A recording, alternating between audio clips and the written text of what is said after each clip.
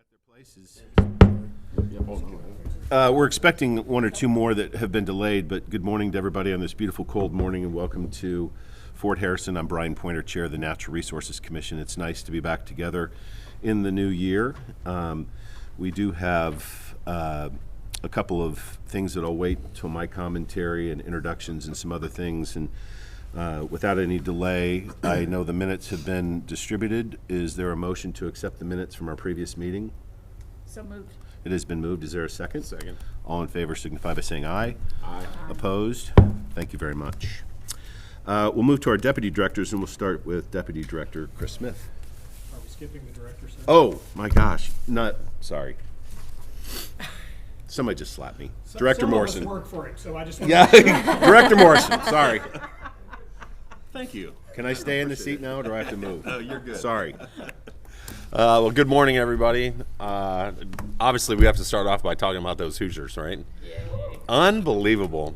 We've witnessed in real time a movie, right? And there's going to be a movie made of this, and I imagine it's going to be called Undaunted, and it's going to be, well, it's believable, but it's unbelievable. So and I'm not even an IU fan, but I'm a Hoosier. And so I'm a fan of the Hoosiers, and so that was great. Mighty big of a Penn State fan. That's right. That was a great win against Penn State that they had too. So no, just a great day to be a Hoosier. That's for sure. So I'm 1 year in now on this in this position, and I can remember a year ago sitting here and addressing this body and how excited I was, and I can tell you I'm even more excited today. This has been a great first year, and the number one reason is the people I get to work with. They are unbelievable, and I know that a lot of you know that, but there is so much passion and intelligence and work ethic and people that just want to be here and want to get the job done and do it right, and it makes coming to work every day enjoyable. And I learn something from the people I work with every day.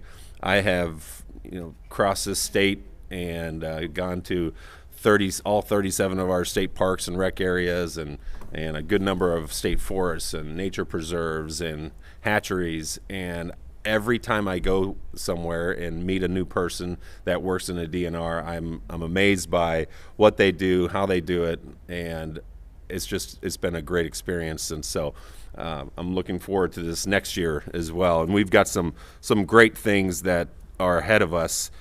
We've got the playgrounds that are through the Lilly grant. And Bront, how many playgrounds again?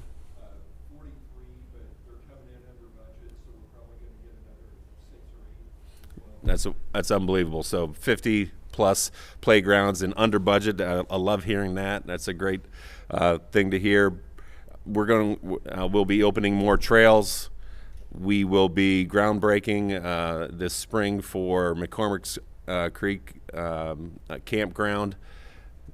The work that has gone into the planning for that, then the legislature working with us, and everything that has gone into preparing to rebuild that. It will be a crown jewel for the state park system, and I can't wait to see that happen.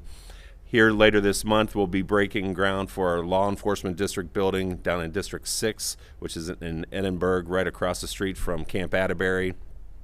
That's been a long time in the making, and our conservation officers do an amazing job, and they deserve to have great facilities as well, and this will be a very nice facility for them.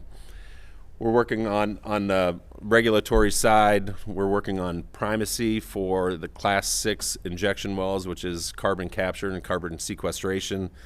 Whitney has been a great asset for us on this aspect, and our legal team is unbelievable. And then, of course, our Danae with our oil and gas. We've got great people who are very smart, and if we can, as a state, take the ability to hand out and approve these applications and certifications for these wells and injection wells instead of having the EPA do it.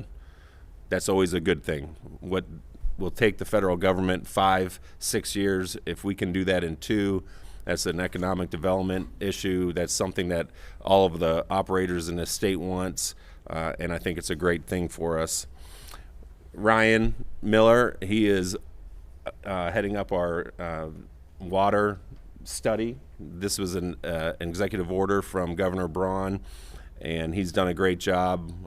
We will finish that up by the end of this year, correct? And water is life. And, we all know that, wars have been fought over water, and how we use water is extremely important, and that discussion just becomes more and more important every day. Rare earth elements. There was another executive order from the governor for us to study how we can harness what we have here in Indiana and better use it. There is a great potential for us to mine these rare earth elements from work that we already have done within the coal industry and also other assets that we have in the ground. And so we are also running that. Maddie Connor, our chief of staff, has been tapped to lead this study, and she's been doing a great job. We are 2 meetings in, and we will have a report for the governor at the end of this year on how Indiana can help be one of the leaders in the country for rare earth elements. So legislatively, we are now knee deep in session. It's a quick one. They will be wrapping up by the end of February. So we're getting close to almost half time here. I think next Tuesday or Monday or Tuesday is the last day for committee hearings for the first half before bills switch sides. So we are tracking everything that we're doing. Our agency bill is being adjusted a little bit, and so it's not quite as chunky as it was to begin, but we are working on a good number of aspects of what the governor asked us to do, and that number one is reducing regulatory burden. And so we are doing that, and again, our team came together and we put together a great list of what we wanted to do as an agency and how we can use taxpayer dollars better and be more efficient for the citizens of this state. We're also keeping an eye on, and we are a bill that on sex offenders entering our state parks and our properties. We want to make sure that the people in our state parks and on our properties are safe, and so we will be restricting where registered sex offenders can be within our properties. And we've got some forestry bills. We've got some other things as well. We track all of the bills that have to do with law enforcement and other aspects. And right now, I believe Will is tracking about 125 to 150 bills that in one way or another will affect the DNR. So we keep our eyes open, our heads on a swivel during session for sure. So with that, I will hand the mic over and just say thank you very much for all the work that everybody has done this past year, and look forward to this coming year. Well, on behalf of everybody here, thank you for what you've done in your first year. Yep. Now all the problems are solved. What are you going to do next? Go golf. Yeah. Now we'll go to Deputy Director Smith. Good morning, Mr. Chairman. Appreciate you giving me the opportunity to continue to work here by not, going in front of my boss. Busy time of year. Everybody kind of thinks it's our slow period, but I don't think there is one throughout the calendar year. So yesterday, the department continued the tradition of hosting a day of service on Martin Luther King Jr. Day. While the weather was not the most cooperative, we did have a few hardy souls come out and donate their time and talent and treasures with us. We tried to find something a little indoors, unless they really wanted to be out there. So I don't have exact numbers yet as we continue to understand who all was here yesterday, but really appreciative to the broad bench of volunteers we have across the system. A lot of the hunting and trapping seasons are in effect or kind of wrapping up, and so we're that way with deer season right now. With the deer reduction zones open until the end of the month, and then deer season will be at a close. As of yesterday evening, the total for check-ins was 131,389 deer. That is a high over the last 10 years. So obviously lots of participation and lots of hunters having really good days in the field and seeing some results there. We also, this past year, conducted the state's first bobcat trapping season. It began on November 8 and ended with a quota of 250 being reached 4 weeks into the season.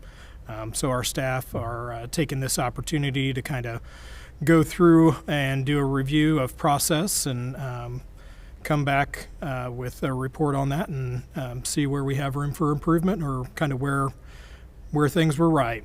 So we look forward to having that conversation as well. Since our last meeting, Division of Forestry has completed their annual certification audits. I know we talk about this frequently, but just a reminder, the division is audited by 2 independent entities every year to ensure sustainable forestry practices. And that occurred again this year, and they passed with flying colors. So we're glad to see that.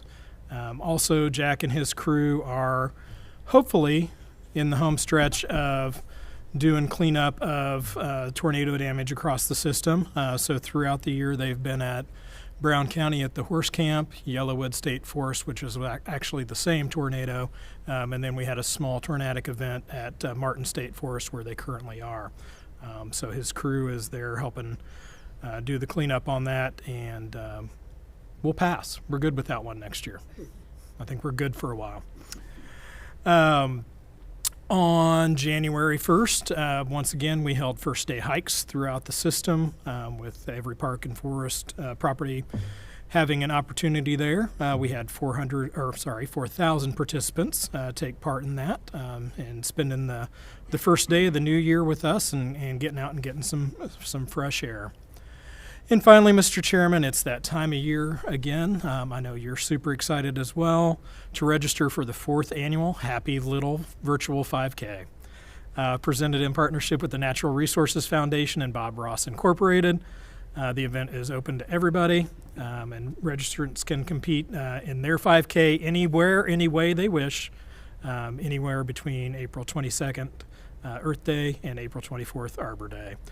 It's a virtual run, and last year we raised more than $41,000 that went to tree plantings and the Healthy Forest Initiative for Indiana State Parks. So with that, Mr. Chairman, I'll turn it back to you. Thank you so much. Before I forget, in the director's report, Bront, he talked about 45 plus new playgrounds. Are those going to replace playgrounds, or are those new playgrounds in new places? In most cases, they are replacing older playgrounds. In some cases, we're putting them in more suitable locations, but for the most part, it's a one-to-one. Good, thank you. We'll move to Deputy Director Ryan Miller. Good morning, Mr. Chairman and Commission members. Today I'll share a brief update from DNR's Regulatory Bureau. First, our Division of Entomology and Plant Pathology continues to seek out education and engagement opportunities with both industry and members of the public. Last November, staff provided a presentation to the Indiana Society of American Foresters. Tomorrow, Eric Bidinger will be providing a nursery update to the Indiana Arborist Association. And February 10th and 11th, Eric will be giving 2 presentations to the Indiana Green Expo. Their agenda is being finalized, but if you'd be interested in attending any of those events, they're also listed on our website. Entomology staff does a tremendous job with outreach, and a lot of the reports we see coming in from the public on invasive pests or invasive species come directly from that outreach. And some of our posts, working with our communications team, generate over 300,000 views typically and lots of shares. So they're doing a terrific job getting the word out and helping slow the spread. As Director Morrison mentioned previously, on April 21st of 2025, Governor Braun signed Executive Order 2563 that directs the completion of a statewide water inventory and management plan. This effort builds on regional studies conducted by the Indiana Finance Authority and will include development of a statewide planning framework, recommendations for expanding Indiana's water monitoring networks, and development of an online water data platform. Currently, detailed water use and availability studies are going on throughout the state of Indiana, and those will be concluded by September of 2026. And DNR will begin hosting a series of stakeholder input workshops around the state, beginning right here at the Garrison on February 12th. A final report will be presented to the Governor and the General Assembly by December 31st of 2026.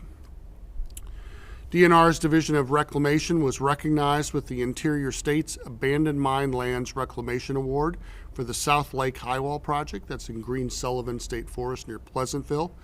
The project covered more than 81 acres, including 10.5 acres of water and 71 revegetated acres. A total of 3,550 linear feet of dangerous high walls were eliminated, and roughly 49 acres of spoil slopes were graded. At least 5 acid seeps were addressed, and a number of deposits of coal waste and other materials were buried to prevent acid mine drainage. In addition to safety and environmental improvements, the project provided improved ecological services, increased quality hardwoods and hardwood regeneration research plots, increased accessibility, including opportunities for recreation and enhanced wildlife habitat. This project was a collaborative effort between DNR's AML, Abandoned Mine Lands Program, and the DNR Division of Forestry in Jefferson Township.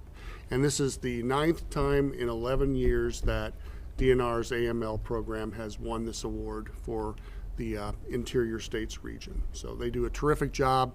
If you've never been on one of these sites, it's definitely worth going to see.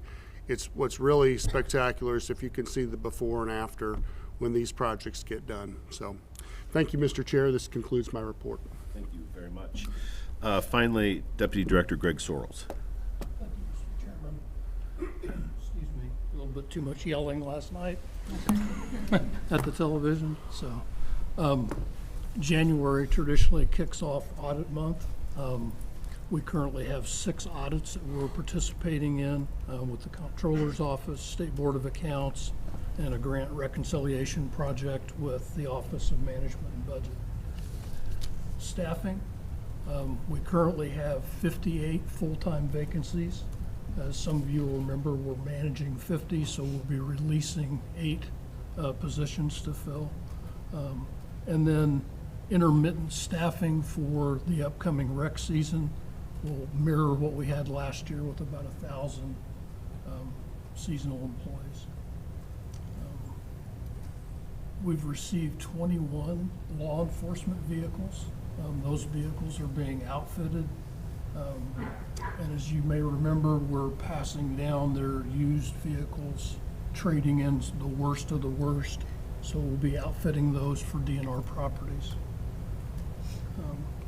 We also have new federal grants that are now approved from the Budget Committee. We have a landscape restoration and a consolidated forestry grant that were approved in December. And we have a capital project at Turkey Run Inn for a swimming pool rehab at $1.2 million. It was also approved in December. So, and then finally, we're starting to begin preparation for the 2027-2028 biennial budget. It's nearly a 6-month process, and we're getting ready to push that out for assessments for facilities and a prioritization, and then gathering cost estimates. So, Mr. Chairman, I think that concludes my highlights. Thank you very much. Thank you to all the deputy directors. You'll notice the items for the rest of the year's the dates for the rest of the year's meetings are here, and at this point, the July 21st meeting, hopefully you got the notice, will be at Pokagon State Park, which I'm very much looking forward to and appreciate all those who helped make that happen. I probably should have mentioned at the top that we appreciate all of our AV people here who, I'm not sure, look kind of like game day setup over there, but thank you so much for what you do. That means that online comments are available, and we are monitoring those, so I just wanted to make sure everybody was aware that we are being live streamed at this time and welcome comments. Several things. We skipped Pat early. Pat has tendered his resignation from the Natural Resources Commission, and personally, I will tell you that Pat has carried a lot of water for this commission over his tenure and has been an invaluable contributor to not only this commission, but his work in natural resources conservation. Words really can't say enough, but I'm sure he is happy wherever he is. Hopefully he's in Florida, and thus the Natural Resources Advisory Council is a little TBD at this point in time, and we'll be working with the director and others going forward. However, he is worthy of all thanks and accolades, and I would ask that the executive office try to find a way to recognize Pat in some meaningful way that might be important to him. That would mean a lot for the work that he's done. A couple of other things. You'll notice that in January we always do historically have done our elections of officers for the commission. My fault. I didn't catch the fact that didn't make the agenda when it was published, and we will do that in March. So probably doesn't need to be said, but we'll just continue until our next meeting in March, where we'll hold election of officers. I've asked Jessica, raise your hand, Jessica. She is with our Department of Natural Resources and Parks, and this is the time of the year where I always encourage citizens as well as leaders like us to purchase state park state park passes to our state parks, and I believe that you brought those today. If anybody would like to see Jessica, I would encourage it. Make sure I don't leave because I'll forget, and I would like to get one myself. But thank you for arranging to do that for us. A couple new people. Jeff, I know you were here at our last meeting, but you're in person now, and would like for you to introduce yourself, the role of the Academy of Sciences, and kind of what you do as an appointee of the Academy of Sciences. So thanks for being here, and take it away. Sure, I'm not sure I can answer all of that, but my name is Jeff Stallman. Good morning, everyone. I'm taking over for Dr. Mark Milne, who was the Indiana Academy of Sciences representative on the commission, so I'll be taking that role. At the Academy, I'm part of the Biodiversity and Natural Areas Committee, which does some things at the annual meeting. It administers some research and conservation awards that are available throughout the state. And by training, I am a mycologist and conservation biologist. By training, you are a what? Mycologist, so study fungi. Oh. Yeah. I have so many things I want to say, but I'm just going to... Let's chat after. We'll chat afterward. Thank you so much for your service. And the Academy of Sciences, dating back on my tenure, dating back to Father Damien, really invaluable contributions to this commission. So thank you for being here. We'll move to any other updates. Jane Ann, Vice Chair from the AOPA Committee. Thank you, Mr. Chairman. The AOPA Committee has not met since we last met as a commission, so no update at this point. We haven't heard anything. We haven't heard anything from further, OALP, so. yeah, nothing. So. Just curious, since the transition, has that gone smoothly, or kind of? I think it's gone smoothly. There was still, if there were any open pending actions prior to the change and movement there, we would hear those, but we haven't had any appeals at this point. Yeah, we followed up with OALP multiple times in the last few months, and the ALJs have said that there are no pending issues at this time, and so we just have let them know to let us know if something does come up. Yeah. Yeah. Thank you. Thank you. I just wanted to make one final comment, Chris, and your comment about the bobcat season. It's very rewarding for this commission, who spent several years looking at this issue, to see something given a task by the legislature to create rules and to see the phenomenal success of that on behalf of the trappers and the invaluable role that they play. I just wanted to say it was nice that that all came together the way it was supposed to work for conservation, and we'll see how this goes forward. Thank you for that report. We'll move to nature preserves and our business of the day. We have a couple of these. Agenda item 3, consideration of the dedication of Barnaby Woods Nature Preserve in Owen County. Ron, it's good to see you back here. We didn't have one on the agenda last time, and I was I was thrown out of my element. Well, we'll have quite a few coming up here in the near future. Okay. So thank you, Mr. Chairman, members of the commission. My name is Ronald Helmick. I'm the Assistant Director for the Division of Fish, Wildlife, and Nature Preserves. And I'm here to present the Barnaby Woods Nature Preserve for consideration of dedication. This proposed nature preserve is located in Owen County and adds 141.5 acres within the Shawnee Hills Natural Region. Barnaby Woods features a mature mixed mesic upland forest with excellent tree species composition and forest structural development. It features moderate slopes with deep drainages interspersed among long ridges. The site contains both Illinois glacial till and sandstone bedrock. A small bedrock overhang creates a waterfall when it rains and is habitat for rock-dwelling species such as walking fern. It is owned by the Sycamore Land Trust. And with us today is a member of the Sycamore Land Trust, Tom Swinford, and he would like to say a few words about Barnaby Woods. Tom? Tom, it's like old.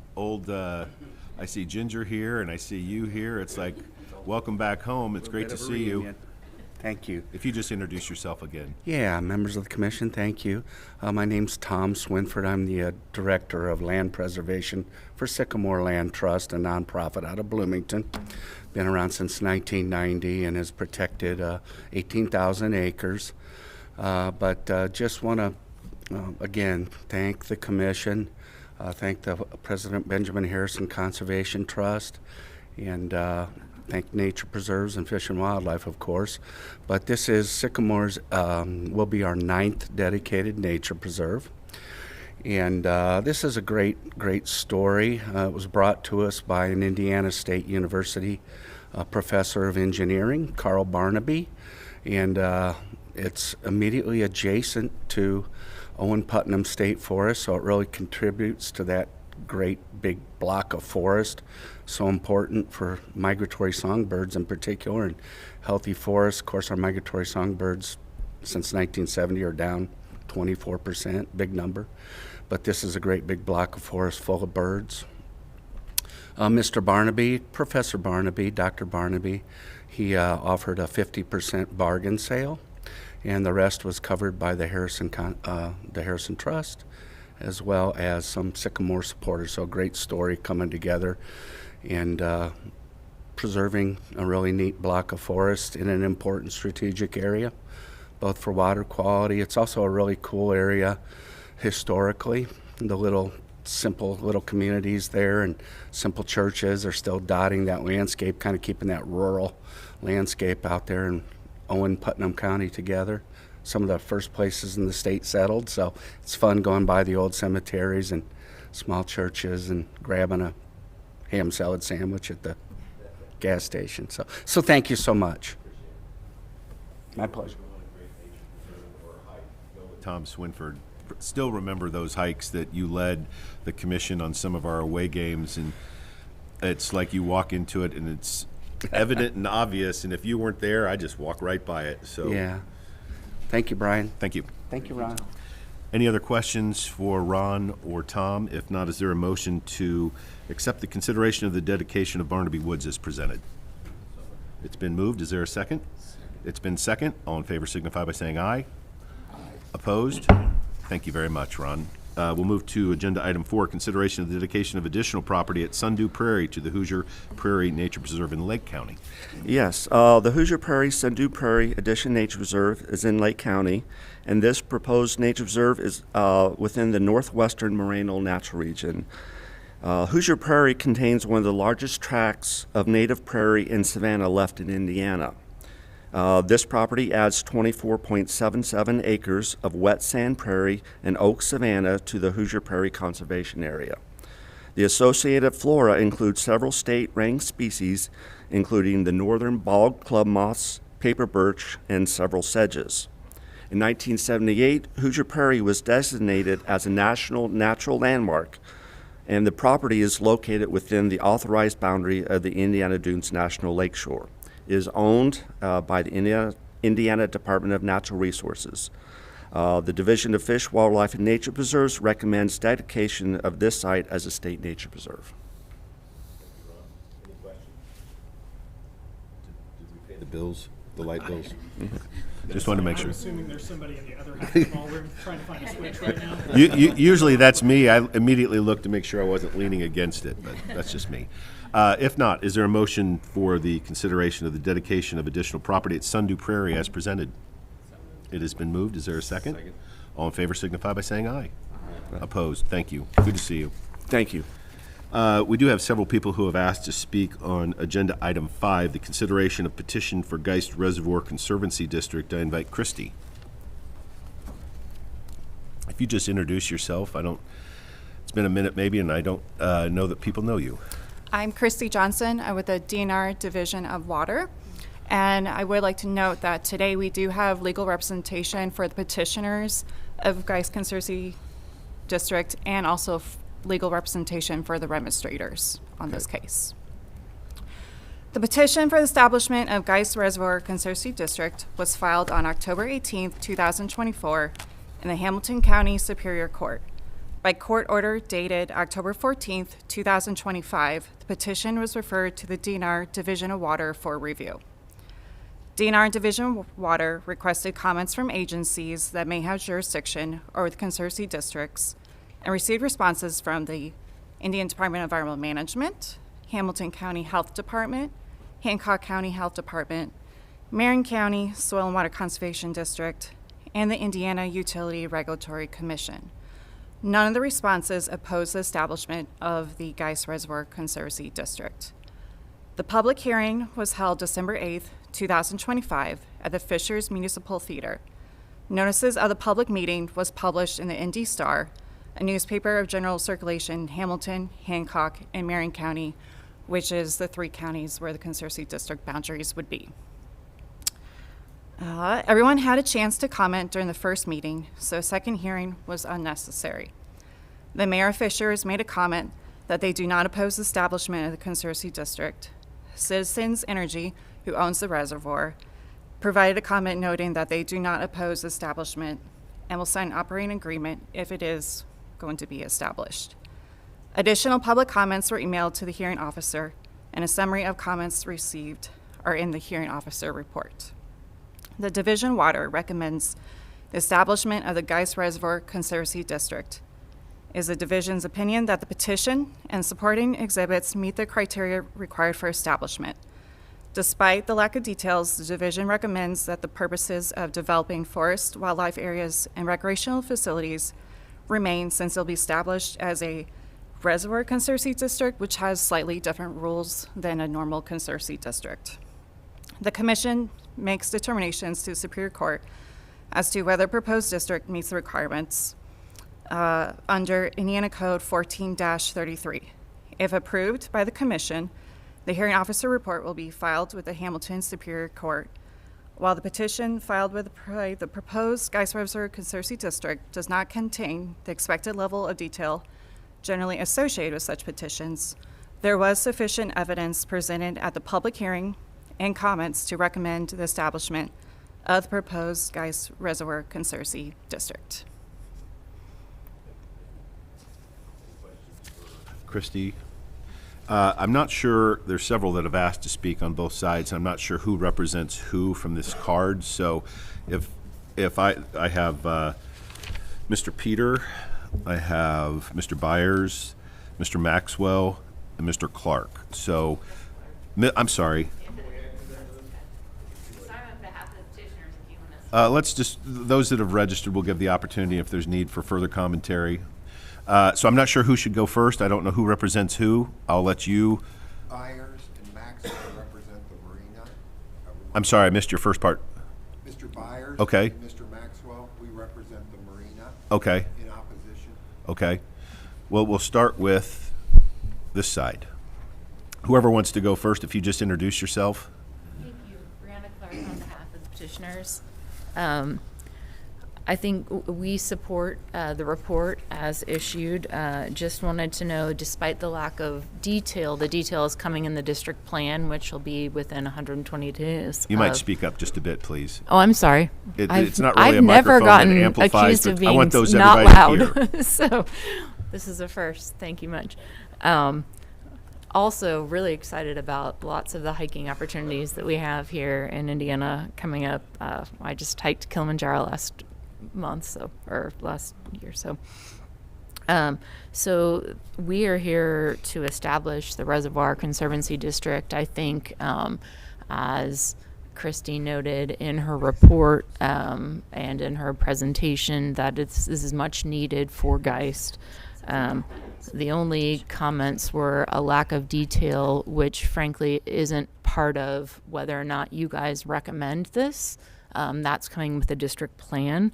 So your commission's review is if the district is necessary, 1, if it holds a promise of economic and engineering feasibility, 2, if it offers benefits in excess of the costs, 3, will it serve the public health, 4, and whether it covers and serves a proper area, 5.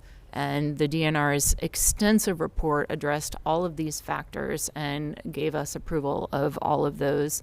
And the recommendation was in favor after meeting with a variety of organizations and legislative agencies that also approved that. We had the mayor speak in approval of the district. So I just stand here, and I think all of the folks that are here are just going to echo the comments that are issued in the report to approve this district because it's much needed for the Geist. Thank you. So I represent all of the petitioners for the Geist Conservancy District. As legal So counsel? 1,600 people, I think. Are you a citizen or an attorney? I'm sorry? Are you a citizen or an attorney? Oh, I'm the attorney Okay. for Thank the you. petitioners. Okay. Yeah. Any questions? We're going to have several other people. Would any of you, Mr. Peter, anybody else? I think Mr. Peter is willing to answer any questions that you have if you have specific questions, but otherwise, I think we'll stand by the DNR's report and recommendation. Thank you. How does the benefit of You know what? We're going to follow some protocol here, so let's get through the entire, and then if there's time and if it's necessary, we'll come back to you. Anybody else on the petitioner side that would like to speak? If you have any questions for me as a petitioner, we certainly can answer those. And you are? Corey Peter. Okay. So, thank you. Noted. Mr. Byers. Mr. Maxwell first. Mr. Maxwell first. If you just introduce yourself and who you represent, please. Yeah, good morning, everybody. I'm Mike Maxwell with the law firm of Clark Quinn here in Indianapolis, and I'm here on behalf of two entities, the Marina Limited Partnership and Marina 2 Corp. I'll just call them the Marina collectively for purposes here. I think I heard mention of Father Damien Schmeltz a little bit ago. It's kind of the circle of life. He was my biology professor at St. Meinrad Seminary many, many moons ago. Obviously, I took a different path at some point than the seminary. I want to just talk as quickly as I can about two issues here. One is the Marina's prior requests made repeatedly for additional hearings, public hearings on this matter. And secondly, the problems we see with the draft that's been proposed to the commission today. We think these are somewhat interrelated, actually. Marina requested the DNR on multiple occasions to schedule an additional hearing after the December 8th hearing. Our most recent request was because Marina did not even receive petitioners' materials in support of what was being considered for the December 8th hearing until late in the afternoon on the immediately preceding Friday. In fact, I received the materials at 4:19 p.m. on Friday late afternoon before the Monday hearing. We had received prior to that no specifics regarding the problems to be addressed, the solutions to those problems proposed, or the works of improvement that were proposed. All we had up to that point was the petition that just basically tracks the statute. We're not clear why petitioners were not required to submit this material sooner before a public hearing the next Monday morning. Because of that short time frame, the Marina did not have what we believe to be a reasonable opportunity to prepare our experts and present their testimony on December 8th. We, in fact, engaged and hired 2 experts, one with regard to real estate and an environmental engineer. It is true that Marina was allowed or permitted to submit by email our expert reports, and those are referenced in the draft report, by the end of the next week on December 19th. But Indiana Code 1433-2-19, we think is pretty clear that as an interested party, the Marina had a right to present its expert testimony at a live public hearing, just as petitioners got to do. And this opportunity to be meaningful means a reasonable time to prepare to present that expert testimony. Our position is consistent with Bulletin number 36, which we've been informed no longer applies. We are informed about that in this process right before the hearing. But be that as it may, the logic and real-world logic and rationale of Bulletin 36 still applies in contested matters. Among other things, Bulletin number 36 contemplated that when a matter is contested, additional procedural safeguards would be agreed to and put in place. And for example, in a contested matter, Bulletin 36 is pretty clear that if it's contested at the first hearing, which is the only hearing we had in this case, first hearing could be used to announce a second hearing, so that there's a fair opportunity for all parties to present their experts. So I want to make a record about that. We just don't think we've had an opportunity. Now, we did have 2 experts on this. So problems with the draft report. We just think there's significant issues with the draft report, all respect to the DNR. Indiana Code 14-33-2-17 requires that the commission's report make factual determinations on each of the statutory enumerated conditions that Ms. Clark relayed earlier to you. The statutory language is pretty clear: shall determine whether. We're talking about economic feasibility, cost benefit, necessity, etc. The purpose of these determinations under Indiana Code 1433-2-23 is to provide the trial court, the next step in this procedure, with prima facie rebuttable presumptions regarding whether these statutory conditions have been satisfied or not. We do not believe the draft report complies with the statute for several reasons. First, the determinations in the draft report, honestly, are ambiguous as to what is actually being determined, whether a determination is actually being made, or what that determination is. The determinations use words like appears, mostly, seems, would. It's anticipated that. For example, on the issue of necessity, the draft report says it appears to be necessary. It appears to be important and necessary. Is a determination actually being made by this language? If so, what is it? What presumption is the court supposed to give those kinds of statements in the next step in this proceeding? In some cases, the determinations seem to contradict the commentary preceding the determination. For example, regarding the proposed boundaries of the district, The draft determines that it appears to serve a proper area, but the commentary immediately preceding that says it's probably true that the proposed boundary would not adequately address sedimentation, nutrients, and other pollution that is flowing into the reservoir from areas outside of the proposed district. This comment is completely consistent with our experts' comments by our expert Ted Blahnik from V3 Companies, which we submitted on December 19th. Blahnik concluded that the main source of water quality problems is in the watershed, not in the district, and these will not be meaningfully addressed by what's proposed and submitted by petitioners.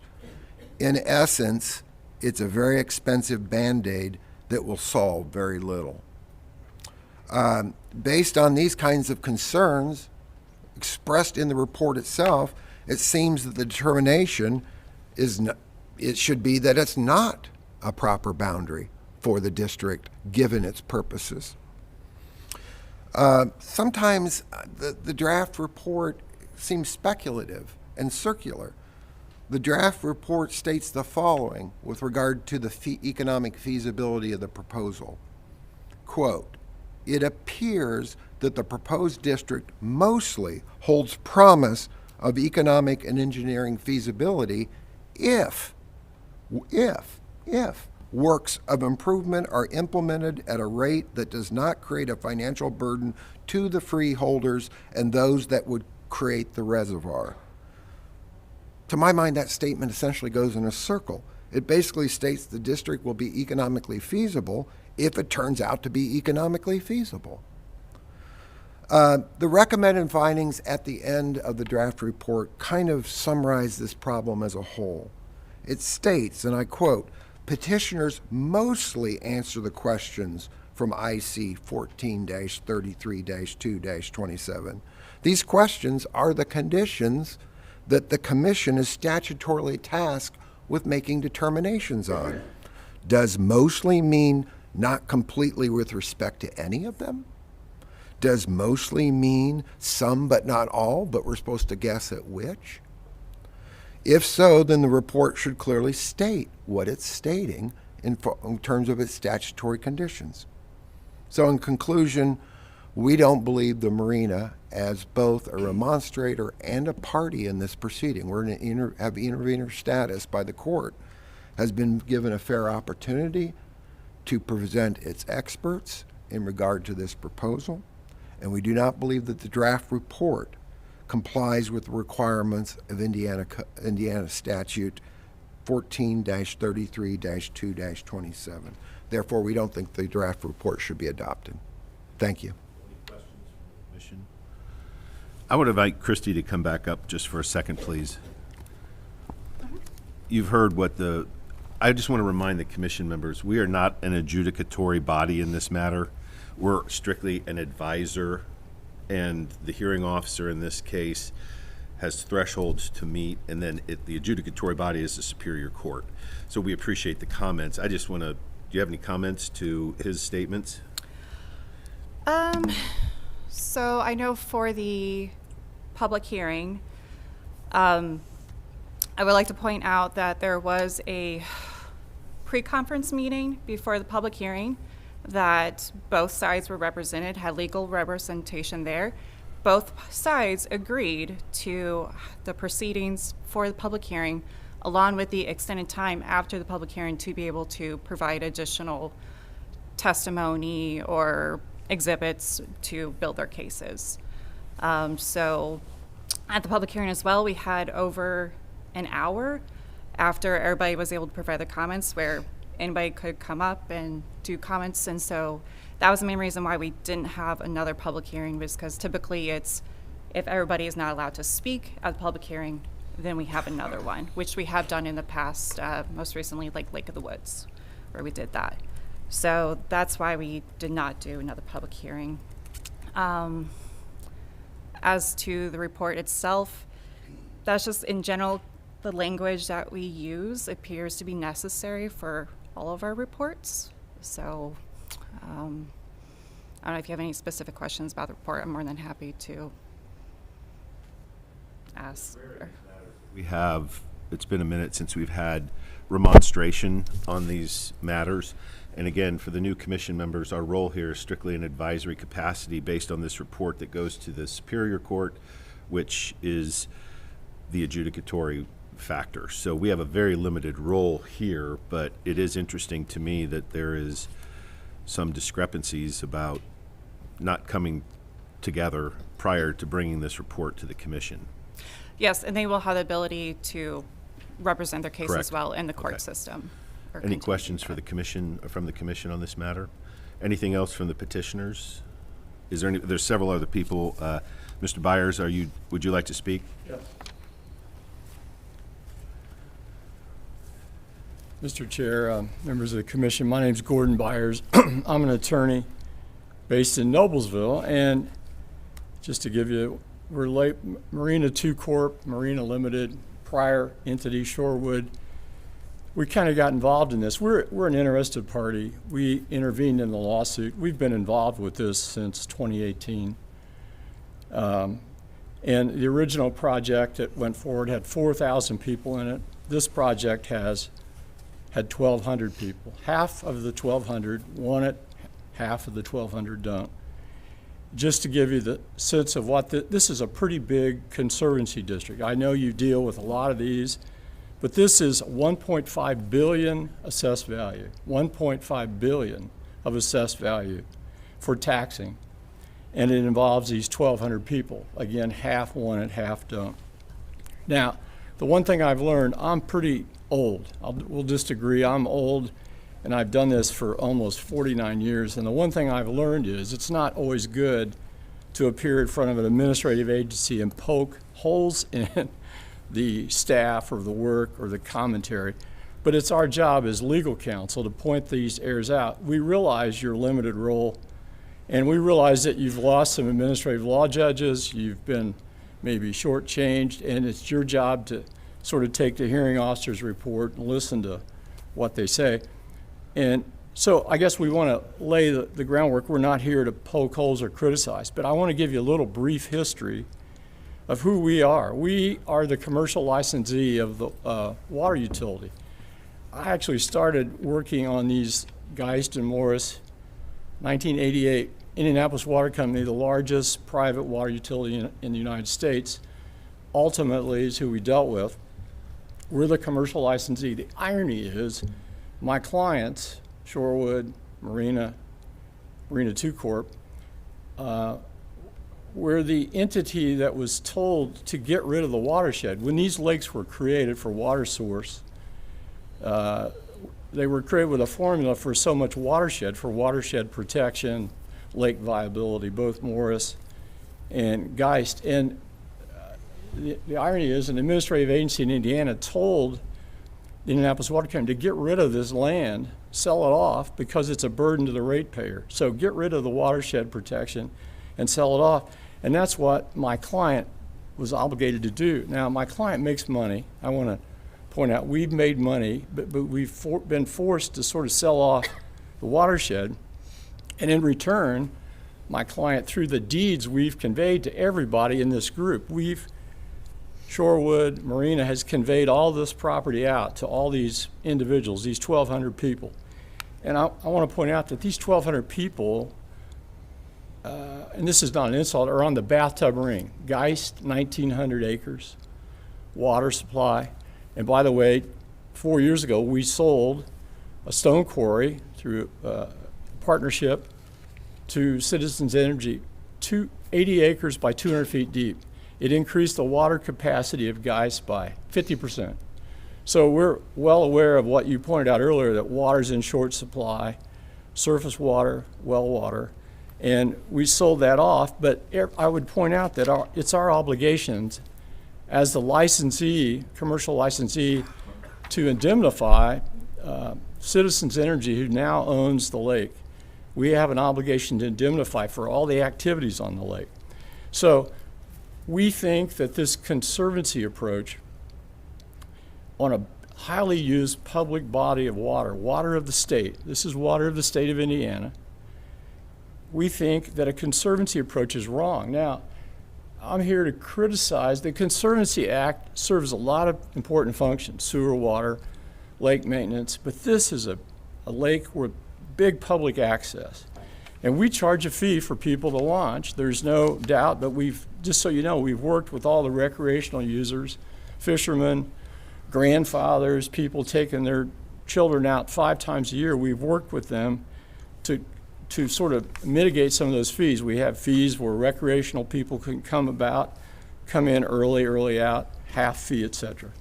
So we also have a proposal just to suggest to you as a commission. We know you're advisory, and you may not want to necessarily get in the weeds, but we think there's other solutions to these problems at Geist. And we think one of the solutions would be, there's 3 sources of funds that go into Geist. There's a pilot, payment in lieu of taxes, that Citizens pays. That could be a source of revenue to support these activities versus just straight tax, and charging fees to recreational users. We also think there's legal drain fees. You take about 80% of those, and there's impervious surface floodwater fees that go in. So we've not been able to suggest to the petitioners, but there's like 3 sources of fees that we think we could capture to address some of these issues. Geist is a shallow lake, 1,900 acres. Again, we took 80 acres, 200 feet deep, increased its volume by 50%.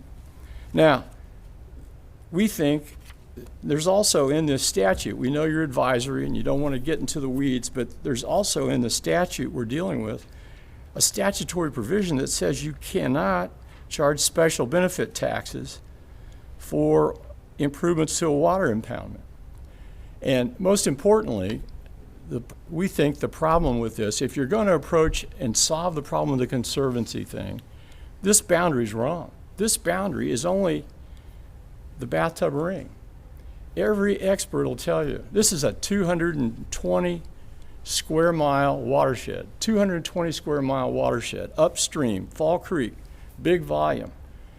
The solution, if you're going to address this and form a conservancy, would be to have a proper boundary. Now, the hearing officer, I give her great credit, but she's a watershed expert, and I think she was trying to walk the fine line. There's no ability for this conservancy group to work outside the bathtub ring to solve these problems: sedimentation, nutrients, phosphorus, potash, which is the major problem that Geist has. It's shallow, weather dependent, but the way to solve those problems, if you're going to do it with a conservancy, is to have a proper boundary. So we respectfully submit that this is not a proper boundary. And I think if you quiz your watershed manager, she kind of says that in her report. Yeah, it's a start, maybe it can be expanded.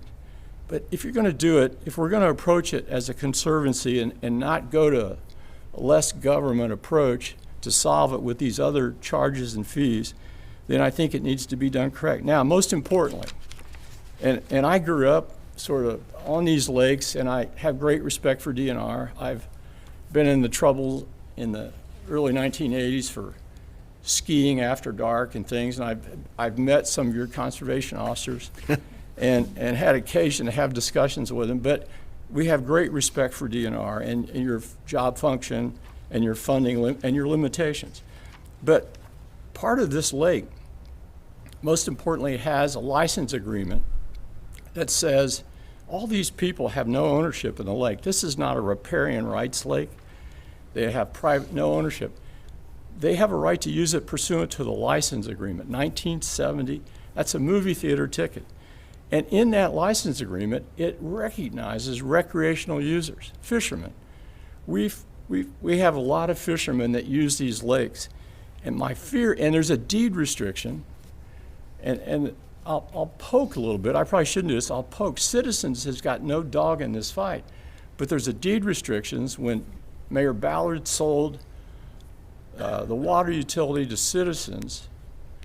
There's a deed restriction that says you may not modify the recreational users by charging fees, and you may not have an effect, and it says modify, deny, or terminate public access. Well, this conservancy group's going to apply these fees. Again, we charge to launch, but we're going to impose a pretty strong fee on people just to use water of the state. I think that's wrong. And I think we had fishermen testify. We've been approached by fishermen, and we're sort of, in a sense, representing those fishermen, that if you're a 4-time user of the lake, a grandfather, or a fisherman that wants to fish, you're going to be given a fee to use the water of the state. Now, that's pretty rare, I think, and I think it sets a bad precedent that it's something I think we should hold in trust, the right of the public to access these lakes and use these lakes. So that deed restriction comes into play in this. I won't get in the weeds, but it works into this. So, we have a suggestion that, one of your options here, you're an advisory commission. If you want to approve the report and send it on, just at least add language that the court should explore the possibilities of alternatives, these other sources of fees and charges I've talked about, versus this giant conservancy entity. It's a special taxing district. I want to emphasize that. When you create these, you create a special taxing district. $1.5 billion, they can tax it, they can charge fees on people that access the water of the state. There's not many restrictions. We get on these conservancy groups, old people like me, they can turn into sort of their own tunnel vision, and they become almost like a city or a town. So we think there's a better solution to address these concerns. And then finally, I'd point out just the legal weeds, and this is probably to your legal counsel. We think the notice that was given here was improper. This project involves 3 counties. It involves a complex statutory scheme. This is the first reservoir conservancy entity that you've ever had in front of you because it's a brand new law. But we think the notice provision here required more notice than was given. The contention by your legal staff was, we put it in the star. Well, the law requires, Title V requires that you put it in the papers with offices in the counties, Hamilton, Marion, and Hancock. That wasn't done. So I'd point that out, that is a defect. It's my job to point it out. I'm not critiquing them. I'm just saying it's a complex scheme, and we think the way that they approached the notice for this originally was incorrect. So just to summarize, we think there's a solution that involves not a conservancy being thrown on. If you don't want to get into the weeds of it, maybe at least put that in your report and direct the court to explore that. And courts can explore these things through, the court can say, this thing's been going on since 2024.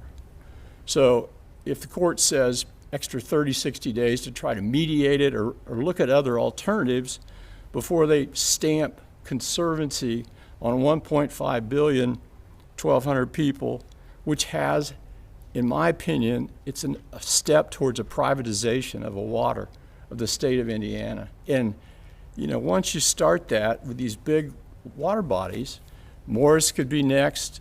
These lakes, you could even do streams. You could even come in under this act, get 12 wealthy people and could take over a chunk of White River and say, well, we want to make this a conservancy area, and we've got enough tax base here to do it. So with that, I suggest that you either table the matter, ask the parties to attempt to resolve it because of points Mr. Maxwell's made, or you include in your report a direction you'd ask the court to take a look at that. And we appreciate your time. We know you're an advisory and you show up here, and we appreciate the commission, and I'm available for any questions. So, thanks. Mr. Peter, I'll give you guys the last word.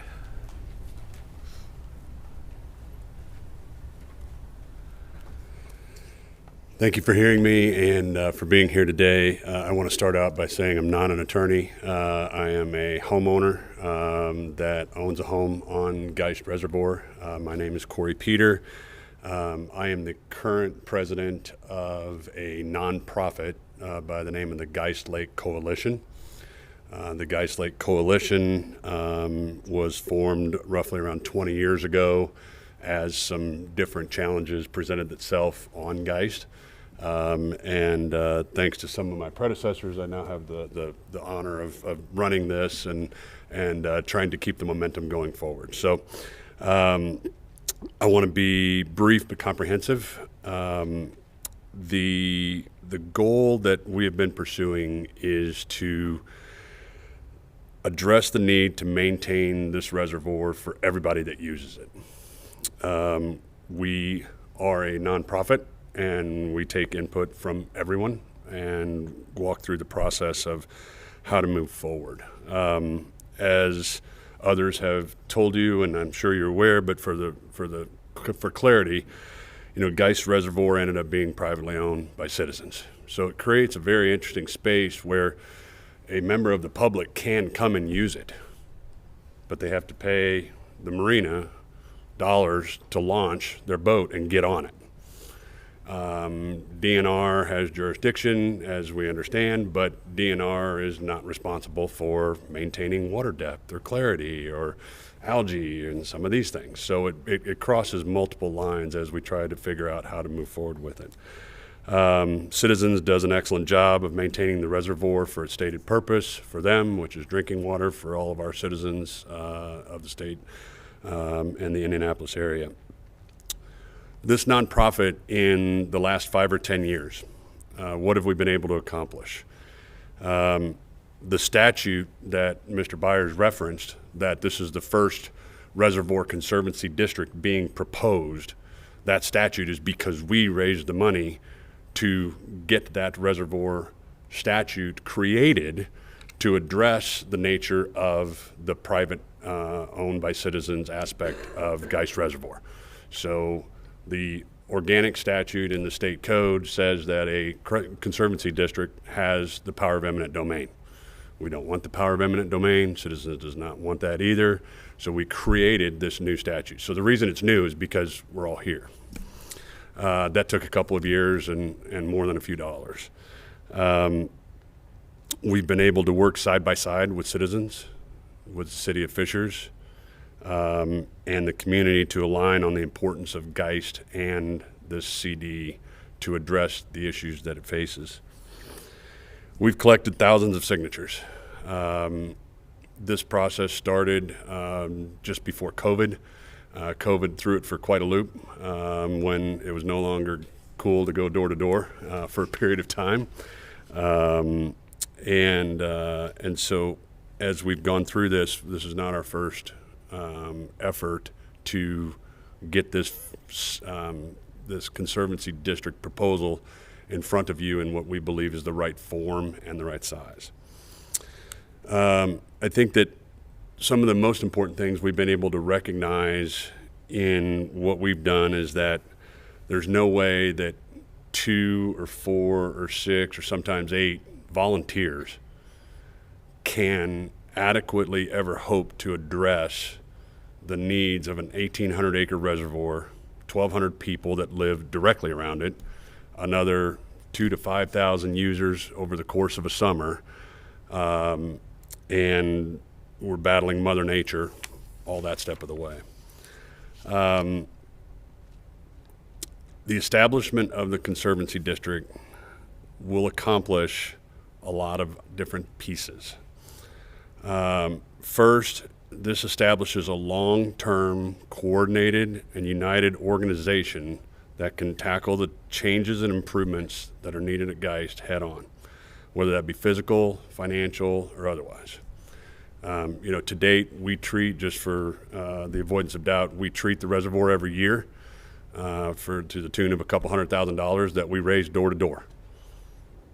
Individual homeowner, individual homeowner, individual homeowner. So homeowners are already writing checks to try to keep Geist Reservoir in check.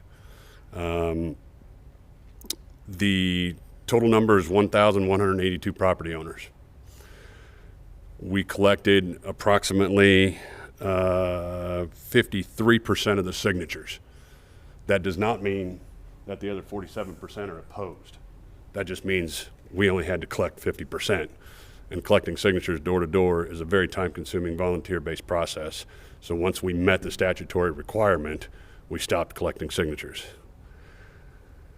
Throughout the Hamilton County court hearing process to validate the signatures, throughout the DNR hearing to hear testimony, and here today, we have yet to have a single homeowner stand up and be opposed to this. We do have the one commercial licensee on the reservoir that for the life of me, I can't understand why they're not opposed to a group of people, approximately 600 or so, if you will, that have signed the petition, that are asking to be taxed. They're asking to be taxed so that we can pool our resources and address the common challenges that we all face. For some reason, they're opposed to it. They say they haven't had enough time. This has been going on for 5 to 7 years. The hearing, as you've heard, it was a couple-hour hearing. It was done in an hour and 15 minutes. Had another 45 minutes to comment, present, talk. They left. The Marina Limited, depending upon, I try to get the language right, it's either one or two of the property owners of that 1,182. One or two. That's it. They are correct. We are proposing to implement a boat sticker fee for those that come onto the reservoir that are not homeowners. That is not to impede fishing. It's not to cause undue harm to anyone. It's less than half of what Marina Limited charges just to get on the reservoir for the day. And yet their responsibility is to take care of a porta potty, and ours is to try to figure out how to excavate thousands of yards of sediment that causes blue-green algae blooms and all the things associated. But our proposal is what we believe fair and balanced. It attempts to assign financial responsibility to the homeowners that are in the proposed Geist Conservancy District, Geist Reservoir Conservancy District. It also attempts to by via of the sticker program, collect revenue from those that visit Geist Reservoir and use it on a daily basis, such that we can all attempt to share in the burden of maintaining a private reservoir for recreational use versus water quality, or versus drinking water use. So with that, I just want to say we appreciate your comments and take any questions. Is there any questions from the commission for any of the parties? I just have a question. It has been brought to attention with regard to the boundaries. Can you maybe explain just a little bit on how that boundary was or that is being proposed was established? Yeah, so I guess I'll give you two comments with regards to the boundaries. The first is that, in my understanding and with council, it's a statutory legal requirement for a contiguous boundary for the Conservancy District. The remonstrator's comments with regards to a much larger area, we don't see how that is either A, possible physically, or with support from someone in Madison County, the watershed, if you will. The problems are within Geist Reservoir. We acknowledge that we as by forming a Reservoir Conservancy District, it gives us one voice. Today we are 1,182 homeowners across 3 counties and 3 different municipalities trying to figure out who should go talk to Madison County and present at the Farm Bureau meeting and stuff like that. So the boundary portion, by keeping it at Geist, is what we believe is reasonable and the right size for the homeowners and the reservoir itself, where the work needs to be done. And then from a contiguous perspective, that's just literally trying to go through and make sure that every property owner connects to meet statutory requirement. Does that answer your question? I just wanted that clarification, again, as we understand the requirements here for the recommendation. And then one other question. The opposition mentioned about exploring potential alternatives. Yeah. Can you explain, was some of that taken into account? Again, I haven't read the full, Right. background and testimony that was Right. presented, but. Right. So as a nonprofit, we've been exploring alternatives for 20 years. That's how we got here. If there were alternatives to this, trust me, it would be a hell of a lot easier. The process to raise the money to support the legal effort just to get to this stage is insane. The cost, MLP has been opposed to this, even though they did in a previous version agree not to oppose the creation of it. They've changed tune on that. But if there were grants, if there were city mayors that had extra dollars, if there were counties, if DNR, if anybody would like to stand up and donate, your $500,000 or $1 million every year on a repeated basis without the work of a ton of volunteers, we're all ears. But we know of no other option. This is our last option. If this does not move forward, we will be effectively on the road to disbanding one of the things we've recognized is that we've done a good enough job to give everyone the illusion that a volunteer organization is capable of doing this long term. And that could not be further from the truth. So, for the avoidance of doubt, as this moves forward, if we can get this formed, the coalition is disbanding. We only have 4 board members. We have Joni, who helps us keep us coordinated and moving in the right direction. But our days of trying to raise money to take care of Geist are coming to an end, and this is what the homeowners on Geist would like and have stated so accordingly to move forward. Good question. Thank you. Thank you for your time. Thank you. I appreciate it. Back up for just a second. Christy. So this, as we've tried to explain for the commission, we are an advisory role to the Superior Court. The hearing officer has presented a report. You've had remonstration. Do you, as the department, stand by your report, given what we've heard here today, defensible when it goes to the Superior Court? Yes. Okay. And when it comes to the boundaries as well, so when you're looking at the statute and when we're looking at establishment of a conservancy district, the main thing is it has to be continuous. It can technically be one parcel if they wanted to.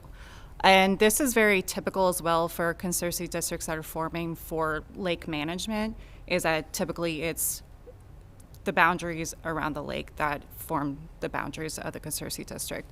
They also have the ability in the statute to expand their boundaries at a later point if they would like to, which a good portion of conservancy districts do in the state. So this is a little bit more of a complex conservancy district. There are issues here that we understand both sides, and I'm tremendously grateful for both sides. But our role, as I've explained, is somewhat of a limited nature, and I'm sure that there's going to be vigorous conversation when it comes to the Superior Court. I just want to make sure that if this commission recommends recommendation of your hearing officer's report, that it's defensible, and you stand by that. I do. Okay. Mr. Chairman, just real quick, there were some comments as to the language used in the report, and I guess it reflects the language of the statute. The purpose, what the commission is looking to do, does the proposed district appear to be necessary? That's Understood. why the word appear falls there. I know there's very does the specific district hold promise of economic and engineering feasibility? It doesn't that it does. It doesn't hold promise. So, does it seem to offer the benefit? So I think the words used in the report reflect the statute. Thank you for that commentary. That's very helpful. And I do thank you both for being here on behalf of the remonstration this commission has heard. And with that, if there are any other questions from the commission, I would entertain a motion to accept the report. I think we've heard everything that we need. I don't feel like you've heard from the That's okay. You can take a seat. We've heard. I don't want to belabor this. And I don't mean to be disrespectful. Let me paraphrase that. Our role, this is not a public adjudication of the merits of this. I've asked the hearing officer very directly, if this goes to the Superior Court, is it going to be a defensible position? That does not mean that I don't anticipate there are going to be future arguments on a legal basis for this, but we're not the body to do that. So I'm trying to be respectful. But I feel like you represent the sportsmen of the state, and you've not heard from who you represent. There are times and places, and this is not like that representative in the fair. That's fair statement. Thank you for that. With that, is there a motion from the commission to accept the hearing officer's report and recommendations to the Superior Court? It has been moved. Is there a second? It's been moved and seconded. Any further commentary? If not, all in favor signify by saying aye. Aye. Opposed? All right, thank you very much. Appreciate you very much. We do have one other person in the agenda, the business items of this meeting, but I see Ginger. It's so nice to see you here since our official meeting is closed.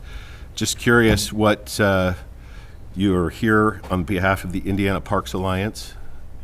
You sure?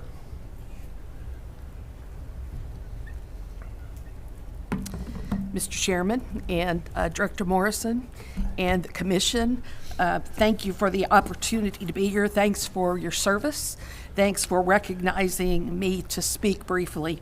I speak to you today as a citizen and as a retired DNR employee, a very content retired DNR employee, I will say that, and as a representative of the Indiana Parks Alliance. IPA is grateful for and supportive of the work that the Natural Resources Commission does and that DNR staff do in rulemaking and in public input on rulemaking related to conservation of Indiana's natural and cultural resources and all of our public lands. We understand that DNR took a neutral stance during testimony last week on House Bill 1003 that proposes to eliminate or modify a number of boards and commissions, including the Natural Resources Commission. We also know, and I know, that this is not the place for testimony. That is in the House Government and Regulatory Reform Commission, or committee. But we do have a question. I have a question. That question, on behalf of IPA, is that if the bill does pass into law, it still keeps the dissolution of the Natural Resources Commission in that law, does the agency have in mind a process to allow for similar review and open, trusted, face-to-face public input on such things as fee increases, nature preserve dedications, and rules related to wildlife and public lands and conservation in general, as the NRC, the Natural Resources Commission, has done so effectively, and what might that process be? So simply, I just am asking that question for the record. Thanks for the question, Ginger. The process of how we go about rulemaking and would in the future. So first of all, there is a statutory process in place that every state agency that has any administrative rules is required to follow. Mm-hmm. There are additional steps with the NRC process. That process would still be in place because it is statutory under Indiana Code 4-22-2, and there is no, we have to follow that process for administrative rulemaking. So regarding fee increases, rulemaking, anything like that would fall under 422-2, and any state agency, not just the DNR and NRC, would be required to follow that. It's just that the additional steps for, in this case, sometimes preliminary and then final adoption would not be before the commission, but the number of comment periods, the number of public hearings, all of that appears in the statute. So for anything that would be rulemaking, rule changes, rule additions, rule repeals, readoptions, all of that appears under 422-2, and that process we would just follow that process under 422-2, which we do that anyway. It's just that we then also present before the commission. So there's that. There would probably need to be some additional processes put in place for some of the other items that are heard, but my assumption is there would be the ability for public input and comment in all of that. The request for the public to have rule changes, so there's like an online, you can request those through the NRC website. You could also do that now via the DNR division. So I think that process would continue in a similar way. The information bulletin as it stands now needs to either be amended or readdressed because we can't actually regulate the public with information bulletins. That's also statutory. And so anything that would be rulemaking related, there is already an Indiana code provision that deals specifically with rulemaking. Great, thank you. That's my question. Thanks for your time and for allowing me to stand and ask the question. And usually we're talking to you about parks and all this stuff. It's great to see you, and thanks for your service. It was my pleasure for 40 years. It was my honor to do it. Ballroom filled with people here to wish you well a few months back. It was wonderful. Thank you. Appreciate you coming today. Thanks. It's good to see everyone. Anything else for the good of the cause? If not, we'll call the meeting adjourned, and we will see each other in March. Thank you. Thank you all for coming.